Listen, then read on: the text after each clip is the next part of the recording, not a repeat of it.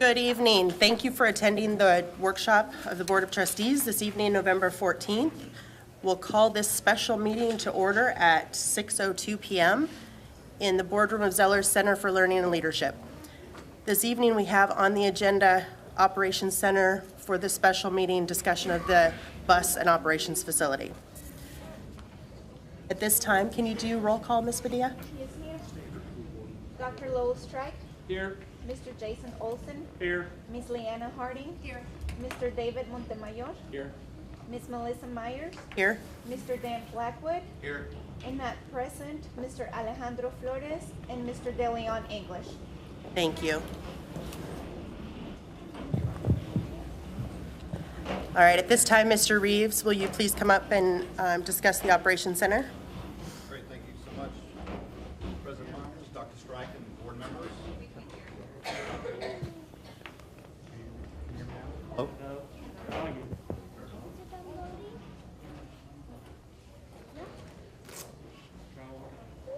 I'll just talk real loud, how's that? Okay? So I'm going to go very quickly because I know there's a lot of people that want to speak tonight. So just going to give an update to the board on our operational services facility. You can go to the next one, David.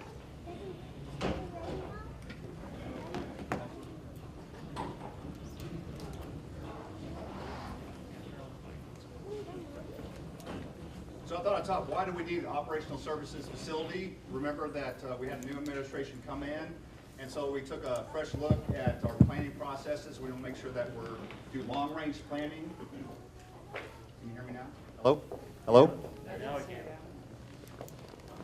Thank you, Dr. Mika. Hello? So we took a fresh look at it. We took our shipping and receiving out of the high school because we turned that into a welding program for our students. Therefore, we need to find a place for that. We also needed warehouse space for the district. Zeller's current facility is at capacity, and so we want to make sure we make enough room. So child nutrition is under operational services, and they will move to our new operational services facility. We also sold property to the town of Little Elm, where our current facility is, and we have limited space there to work with them on their lakefront properties. Also, it's inadequate space over there at our current location. I know there's been questions on why we selected the Garza site versus other sites. The two main reasons is the district owns the property on the Garza El Dorado site, and some may disagree, but we feel this is the least obtrusive location for that, and I'm sure we might hear other comments later on that. Just want to show the board some pictures of the surrounding area. This is actually on El Dorado. Our facility will be off El Dorado. This is across from Hill. It's a metal building. We are actually going to be a combination of metal and masonry is what we're looking at. This is on the other side of French Settlement. You notice that there's chain link fences. We're not going to do any chain link fences. We're going to do ornamental fencing, metal fencing plus masonry columns. We have to break this project into two phases because we took $4 billion towards our high school project that we're working on. Kids come first, that's why it's going towards that project. And so this shows phase one. This is the transportation part of phase one, and this is all the concrete necessary. We're going to go ahead and build the fencing to where we're not going to have to come back and rip it out during phase two. Here's El Dorado Street. This is where that metal building was located. This was that house on French Settlement that we showed. Notice this green area shows the trees that we're leaving, the existing trees. So this is a 42-acre site, and we're leaving about 30 acres worth of trees. I just want to show you phase two so you can see the extent of phase two. We come in and do the phase two of the operational services facility, additional parking for that building, and then additional parking for the buses that we'll need. That was very quick because I want to leave time for the public to speak, so any questions that the board has, I'll be happy to answer.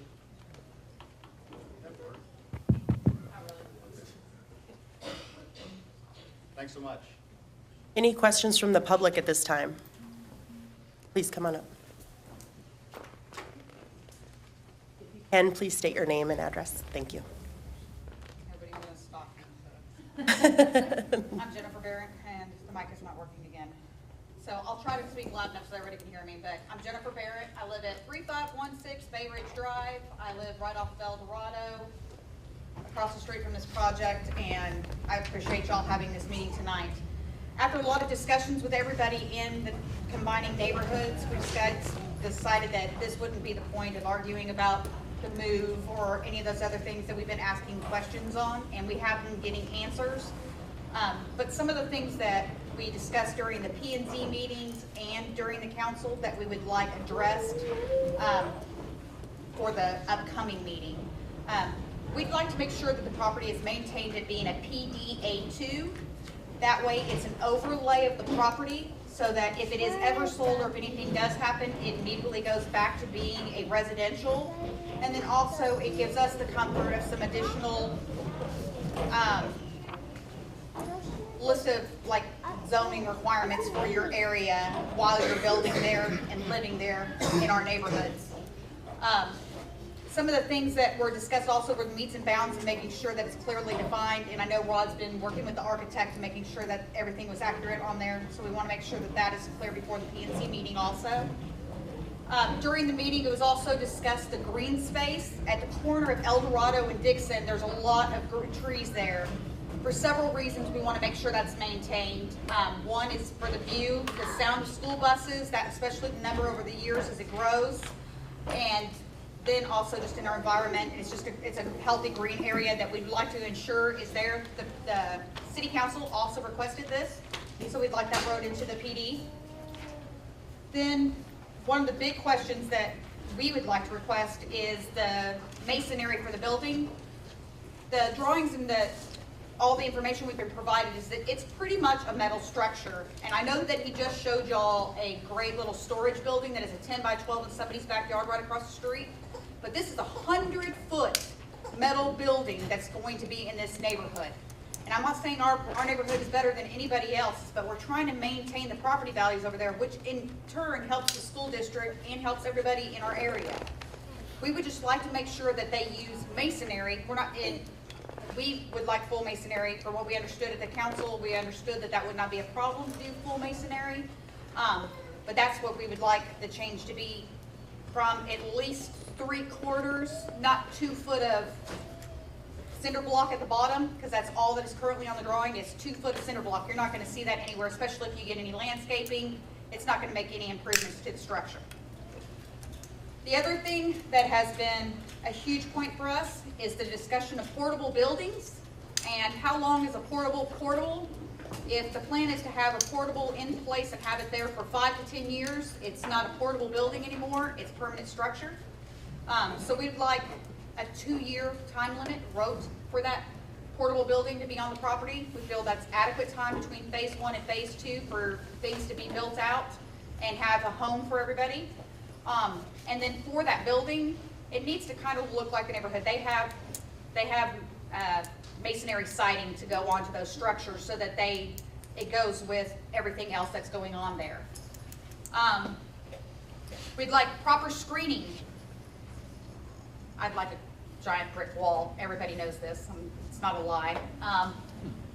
And the fence, we do like that they have changed that to saying that there's going to be the stone with the fencing. But there's a lot of trees missing off of the drawings that we've been provided. We prefer the masonry. Y'all can look at the modular concrete. It's substantially cheaper than what is being proposed right now. Even board on board, vinyl fence, those types are cheaper than that. The green barrier that's on the current fencing, they show as large green trees. On the north side of French Settlement, there are no trees being put over there at all. So anybody that's coming from that side is going to be seeing nothing but school buses. The fuel tanks are covered, but everything else is going to be open. The fence is a pick fence. If anybody's familiar with that, it's black painted pick fence, you're going to see it. On the east side of it, we're requesting 220 feet on the northeast side to have trees going down that fence so that it adds additional coverage for that fence. And then 200 feet on the southeast side. So if you look at that drawing, it's got kind of a jagged corner to it. So the whole front end, and if you look at it, it'll make sense. It just follows the trees around, going around. And then we would like to request that you put in small landscaping bushes.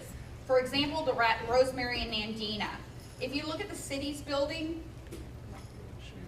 thanks. Okay. Green? Okay, I'll go back here or up here, but this is, so y'all know this is where we're requesting trees to be put in, and here, and I'll show y'all back there. Thank you. Right here on this is the northeast corner that we're wanting the trees continued on, and right here, and then this side over here has no trees at all. Where did you want the fencing? Where That, you there want is the fencing there. Okay, you said on the southeast corner? Yes, there's actually like that pig wire fence that is proposed to go around here. We would prefer the masonry fence. Gotcha. But if they leave that, we need the evergreen trees to continue throughout the theme of this. We'd also ask that you put in the rosemary and nandina bushes. For example, at the Little Elm Animal Shelter, they use the evergreen, but then they put they're native plants to Texas. They require a lot less water, but they also add additional coverage and sound barrier. One of the important things that everybody should know about sound barriering is that it requires layering and it has to be touch to touch with no gap. So the evergreens are going to grow and eventually they are going to be a sound barrier, but the smaller ones help with the rumbling sounds of noises below and help with that. The retention pond, there was discussion of moving, and I'll go back up there, I'll go up here, the retention pond right here, and it is right here. We'd like for you to keep the retention pond in that place and not move it to the corner, because they were talking about moving it down to the south corner. The reason is then that would allow for landscaping and other things to be done that would favor the face of the building and also help with sound blockage, those other things that we are concerned with. We would also like to request, and we're going to during the P&Z meeting, for the town to provide y'all with well water. They do it for the landscape and they do it for a lot of the HOAs and for the center lines, streetscape, couldn't think of the word, sorry, but streetscape areas, they provide the water free. That's going to long-term provide some savings for this area to offset some of the landscaping costs that we're requesting. Some of the other things that we have that are small are setback lines and heights. Currently, it says 32 feet is what the size of the building is. We just want to make sure that it's wrote into the PD that nothing on that site is going to be, in that area is going to be above the 35-foot limit. That's the same restriction for all buildings in that area. We just don't want to take a chance of something crazy, all of a sudden a clock tower be up that's 100 feet in the air. And then signs, I know that the only sign that we saw on any of these drawings was a small metal sign on like y'all use on all the schools that says Zellers and all the important signage. But if they do decide to put up more signage so that it can be found for the deliveries and the shipping and handling those things, that it's a monument sign, but nothing larger than that. So it's not something up in the air huge that says, I can't see you having a neon sign going bus barn here, but we would like that in the document. We'd also like you to work with us and the town to make sure that the town meets the safety requirements for the area, making sure there's a turn lane, traffic lights, and those other important things for the feeder streets. Because there is not a stoplight that is going in at Hill and 720. And if anybody in here drives 720, this is the curve, the major curve that's right there. On the other end, we can't put a stoplight, which is Dead Man's Curve. So if you're from Little Elm and you've been here forever, you know where Dead Man's Curve is. We don't want traffic pulling out. We don't want school buses coming out from that location. We feel it's too dangerous for everybody. It's one thing turning into it, but it's another when you're turning out into that dead curve. Did I cover everything, guys? Everybody, questions for me? We try to put it together really quick, and we've got a really small time, and I know that. I have one more question. Okay. They originally stated that Sorry, your can name, you please- name and Tammy address? Luber. Thank you. They originally stated that the location of the property that, I think somebody once said that there was gonna be a school there as well, in addition to the bus barn, and then someone else said that there wasn't going to be a school, that there wouldn't be enough room. One of the concessions, if there's not enough room, would be that that property would always still remain as residential. That we were told, because it's been back and forth, we were told that a school is definitely gonna go in, and then we were told the school's not gonna go in. So we just wanna make sure that if the school is not gonna go in, that rest of that property's not That the gonna be district sold. wouldn't sell it and be used for something, business related, that it would always stay residential. And we So just I want that think property. if we can, Mr. Reeves, can you come up and just address that point first and foremost, the PDA 2? I think that's the biggest question. I have one other one after Okay, that. Sure, I think on the zoning that, we're open to any zoning that, the town would do in the constituents. And so, we can leave it residential if you like, or, so we're Was it- amenable to any of that. Was it the town of Little Elm directing us to change that zoning classification, or? Yes, but I think they're open to, and I hate to Okay. speak for them, but I think they're open to that, to that discussion. So, And just a quick address on the school part, anything's potential. We don't Correct. have any solidified answers on whether there would be or wouldn't be. And Mr. Reeves, I think as we've discussed in the past, there's 43 acres right there that we own. And this is gonna take up about 10? About 10, elementary is about 15 acres typically, so you could possibly see that if the board chooses to do that in the future, or possibly a middle school, you wouldn't see anything like a high school or anything like that, so. Elementary or middle school, Smaller possibly. scale. I'm for a school. I'll help build it. I'm for the school there, Can going. you email I guess your list if you have it? Because I took a bunch of notes, but I think I missed a few. Yeah, you call that to Mr. Rod Reeves? Sure. I'll take care of that. One other thing that we had was that we discussed with the town the possibility of, I think they called it a contingency fund, because we were worried about our property values and values around all that area going down, and we're not gonna go into the debate on any of that. But they said that there was several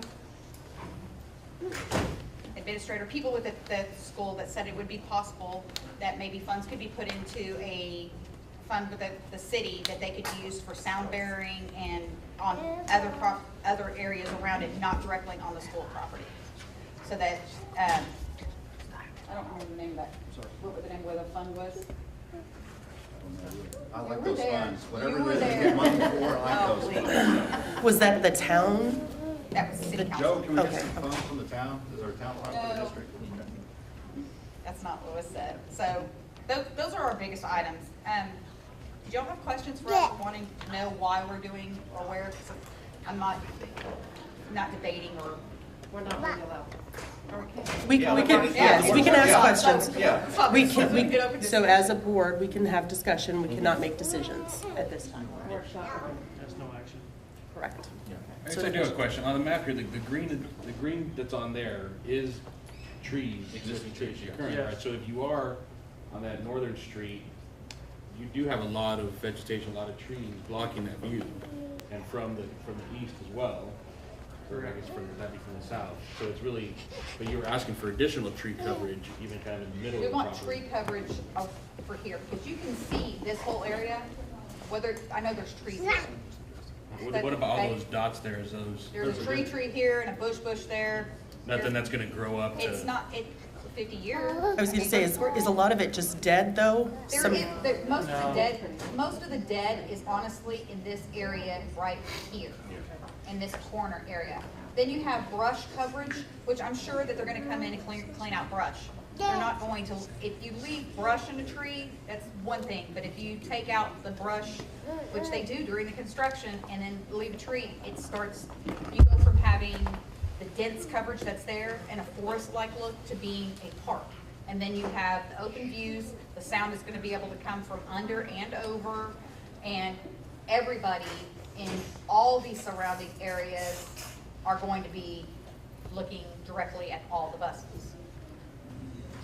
And we know, it's not a debate, it's just trying to get the most coverage using trees instead of putting up structure. Anything else? Other questions on the board? Mr. Reeves, did you have any other comments, concerns? Yes, sir. Can I ask a quick question? Certainly. I'm just wondering, I'm in construction and you want to do this masonry facade on this large building? How are we gonna pay that? I mean, I see that's gonna be expensive. I know what. The masonry cost of that is less than the metal. We've gotten with the masonry, there is several different products they can use. We're not talking about using full-on stone structures. It can be masonry-like. And I I'm agree, just saying but there's some cost added, but no there's matter also, what you do. and I I'm just agree, wondering what I your- absolutely agree. what There's is a your lot of take on cost how to this that's whole gonna- I thing. mean, We're 'cause talking that's what 4 we're all million. paying for. Yeah. Is that extra? We are, What is your we're plan on $4 that? million into this project. So if we have $4 million that we're putting into it, and we're gonna have a large metal building that's going to be requiring years of maintenance on it, masonry is going to help in the long run.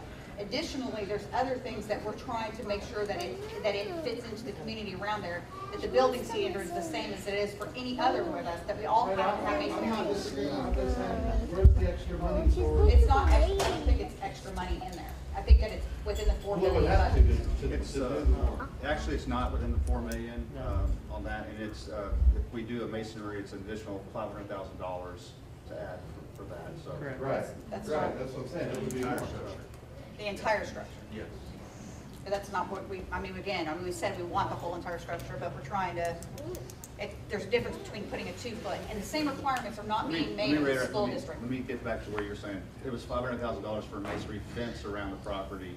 It was about $200,000 for additional masonry at the building, so I just want to And what's the clarify that. contingency fund for this to offset it? We have $4 million on the project, so there's $250,000 that's already put into a contingency for it. And there's other things that are being given and taken in this so that it can fit within our community. We wouldn't want an ugly school sitting in the middle of any of our neighborhoods. None of us want any of that. We don't want the current bus barn and its lack of maintenance to be what is in the middle of our neighborhood or anybody else's neighborhood. This isn't just about my house, my neighborhood. This is everybody. And if we have a building over there that's going to be built to substandard to fit a budget, then we're going to need to put things in place so that 5 years, 10 years, 15 years down the road, that we don't have another disaster that is sitting over here dilapidated for the next board after that, or our children to have to deal with. We want to make sure this is done right and done right the first time, so that we can have nice administration buildings, so that we can have a nice bus facility, so that we can have a nice area overall, and not just a quick answer to somebody's question. I do want to point out on the board, well, at least my behalf, that what Rod has proposed is all within the city ordinances. So, just so everybody understands here, we are not avoiding town ordinances. We are building this and have planned this based upon what the current town ordinances are for every other building coming into our town. For PDO2. It doesn't match. Yeah, not for PDA. residential. It doesn't match PDA. We are meeting with the town. That's what we've done. So I just want that stated. And we are here. It's not true. They're gonna be asking for a variance if they don't change the zoning, they're gonna have to ask for a variance. And that's why we're not asking for a zoning change, we're just asking for us to work together. And that's the point of this meeting. I'll clarify, the district is requesting that we are afforded the same as the town has done at their animal shelter and their operational services facilities. So we're looking at a mixture of masonry and stone. I think that they are correct, though, that the ordinance would be for full masonry. So that is something that will be addressed at the P&Z, I believe, on this Thursday. So they are correct. And that's why we're asking just to lift the stone from a 2-foot unvisible area, making it to an area that's, trying to give and take here. Not full on with, no metal roof and all this other thing. We're trying to get some common ground. Now, if it does stay residential zoning, we're not going to try to do any fencing, but we want to make sure we. But it would up the that's cost in other areas. That's correct. So y'all would be able to give on the fence. Wait, no, yeah, you're right, he's right. And then, They're not put the fence around the bus barn. yeah, yeah. but Once you that's- have to put the fence in because the buses are So, there. it just, again, there's these ins and outs of it, and that's why I didn't want it, it's not a debate thing, that's what, Yeah. we were just trying to make an easy list of saying, okay, we would like to request these additional things so that we can all walk into planning and zoning on one all together as a one, instead of seeing like we're combating one another constantly, because it's gotta come to an end at some point. This has gotta break ground, this has gotta go. But we want it all to be, we want it to be consistent. Thank you very much for coming. I appreciate that. I appreciate the comments from the public. Mr. Reeves, did you have any other discussion at this time?